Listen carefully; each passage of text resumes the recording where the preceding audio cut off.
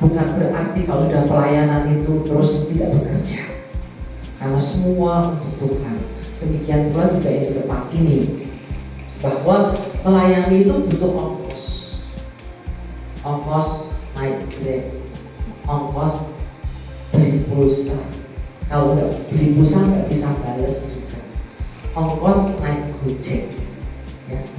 Ongkos lelah beli berjuang untuk swadaya, bekerja, kemudian menyisihkan uang untuk membantu pelayanan kami sendiri in-house di bawah Yayasan Anak Avanti, dan kemudian kami bukan tidak pernah minta-minta dalam bentuk sponsor, tetapi mengupayakan untuk menggunakan income dalam bisnis sendiri untuk melayani pelayanan sendiri supaya tidak merepotkan orang lain, tidak merepotkan pemerintah juga.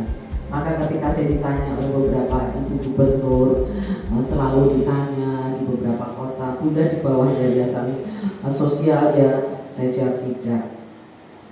Kenapa kok tidak? Yayasan sosial itu sudah kasihan, bebannya banyak. Masa Anak Avanti mau membebani yayasan sosial, kayak malu. Harusnya anak terus wacana pikiran bahwa melayani Tuhan itu tidak terus-menerus kemudian 24 jam itu dalam bentuk yang memandikan orang sakit, tapi memandikan orang sakit terus kemudian melayani dari rumah sakit ke rumah sakit, uang ya, yang tidak bisa, tidak ada dana.